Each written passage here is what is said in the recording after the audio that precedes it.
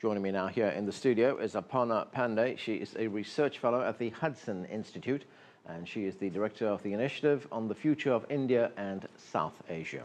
Joining us from London is Farrukh Bajwa. He is a lawyer, an author, and a specialist on the history of Pakistan. Welcome to both of you to the show. Aparna, if we look at that interview with General Pervez Musharraf, the former Pakistani military leader, he is very critical of India, saying, and he said that several times, that it's incumbent on India to resolve this dispute over Kashmir. And we see tensions arising again as we see reports coming out of the region. How can this situation be de-escalated right now? Anand, we've seen this actually happen a number of times in the past. It's not new. India and Pakistan start talks, a terror attack takes place, the talks are cancelled, the two countries don't talk to each other. In 2001, 2002, they were, both countries put the army on the border, de-escalation took place. This time round, things have come to this point mainly because of domestic reasons also. Prime Minister Modi needs to demonstrate that after 2 years of following a policy in which he tried to extend a hand to Prime Minister Sharif. He invited him in May 2014 to his inauguration. He actually went to Lahore in December 2015. So after following 2 years of a policy, after Pathankot attack in January 2016, a Pakistani investigation team was asked to come to the Indian base and actually conduct an investigation. So he has followed a policy of extending. He does not see reciprocity on the Pakistani side. So for his domestic political reasons, he has to, this time round, demonstrate that he's taking a stronger stance. So we have been here before, as you point out, but is there any reason to believe that this time it's different? It's different mainly because of some of the rhetoric coming out. One, India for the first time has said that it may revoke or attempt to revoke the 1960 Indus Waters Treaty. There's also talk of India revoking the most favored nation, MFN status given to Pakistan.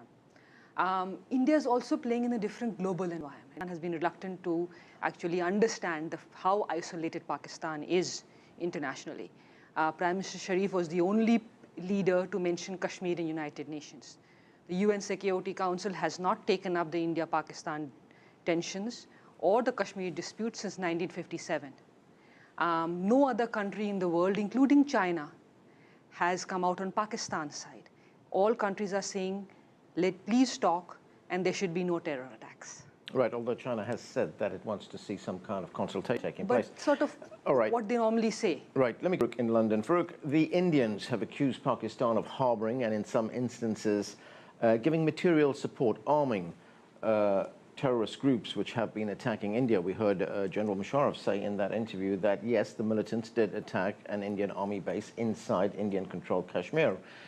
Doesn't India have a right to protect its terror, to respond in some way? Well, you mentioned the point of sovereignty. I mean, the fact of the matter is that Kashmir is still disputed territory. It's still a live UN issue. It's never been resolved officially. And for India to always blame Pakistan for every attack which goes on is, I think, a little bit disingenuous. India's always seen the Kashmir ideally as one trying to resolve. Pakistan would see it almost as bullying Pakistan bilaterally rather than having it dealt with multilaterally or through any sort of international dispute resolution.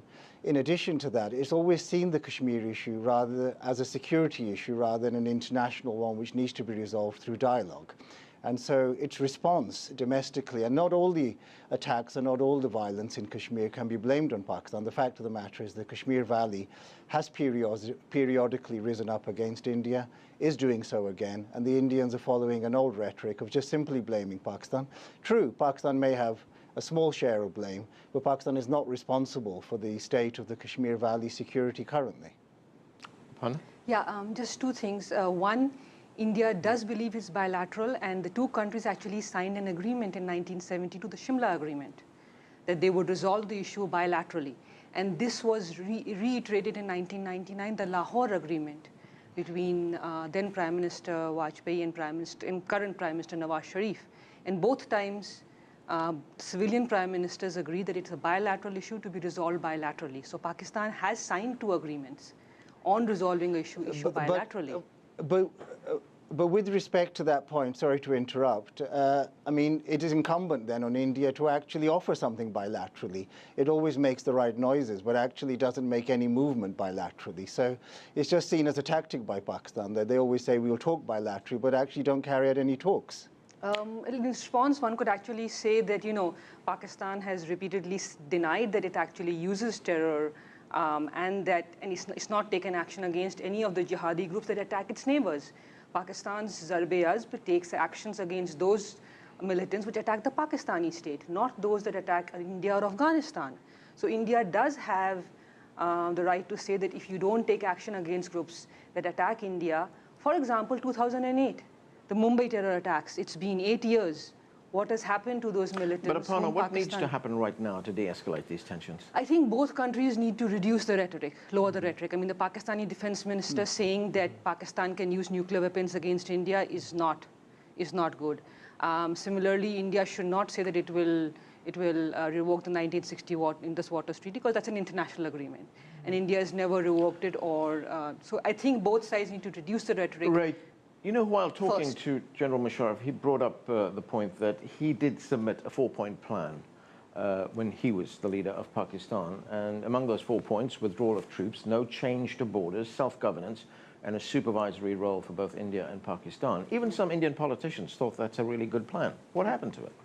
Well, like many plans, many good plans, the problem at the end of the day is that, I mean, he was not able to convince his institution, primarily, from which he came, that this is a plan which they should give full support to. If he wasn't able to sort of convince his own institution, then how will it go beyond that? What I'm trying to say is that the Pakistan army has never accepted any plan that would actually help resolve Kashmir, where some part of Kashmir stays with India. There's a maximalist position. All of Kashmir, quote unquote, whether it's Ladakh or the part which India has, or the part in which India has, belongs to Pakistan. And Musharraf's plan was good, but it would have been good only if he could have actually seen it through. But wouldn't this plan have given Kashmir some kind of autonomous status, semi-autonomous status? Yes, it would. Yeah. But there's something which the Pakistani side would have to do. The Indian side has proposed similar things right from, I mean, in 1962-63, there were talks between India and Pakistan. India offered actually at that time to give some territory to Pakistan. Pakistan did not accept that. It wanted all of Kashmir. Okay. You need a discussion. Right, need a discussion, quite right. Farooq, moving ahead, what are the diplomatic options on the table right now? Well, the diplomatic options are limited, and I'm sorry to go back to one point that was mentioned earlier regarding Musharraf and the 4-point plan. Now, the 4-point plan may not have been perfect, but it was quite a bold diplomatic initiative. I mean, Pakistan was in effect giving up its demand for a plebiscite. It was agreeing not to use military violence. It was agreeing to demilitarize. We haven't heard an equivalent plan coming out of India ever for the last 10, 20 years. Ever since the so-called Shimla Agreement, there's been no bold diplomatic move that anyone's aware of from the Indian side to say, look, but I don't want to score points here. This isn't an India-Pakistan issue. The people of Kashmir are dying daily. There are people being blinded daily. There are people being maimed daily. There are people living under curfew. It's a terrible situation for the people of Kashmir, and both India and Pakistan to some extent share a share of that responsibility for that. Moving forward to the diplomatic issue, I think it is more incumbent on India because India is in control of 2/3 of Kashmir and Jammu. So if there is to be a diplomatic move, whatever Pakistan proposes, if India doesn't agree or puts down unreasonable conditions, it's not going to move anywhere. So I do think we need to hear from the Indians a de-escalation and from the Pakistan army. We need perhaps the United Nations to take notice.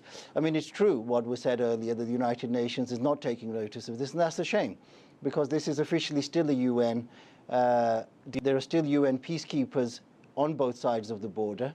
It is an issue which the United Nations, I think, should take more seriously.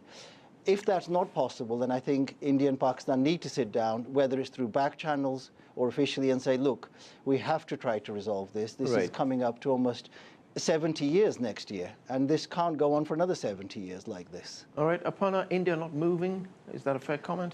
India has repeatedly said it will discuss Kashmir, but it also wants a discussion of terrorism. Because terrorism is part of this equation. Terrorism cannot be removed, it cannot be separated from this. Secondly, I mean, with respect, can I please India's been continue what making I'm saying? excuses. Sorry? Of course. Yeah, can I please continue? Okay, I'll get back to you in a moment, Farooq. Yeah.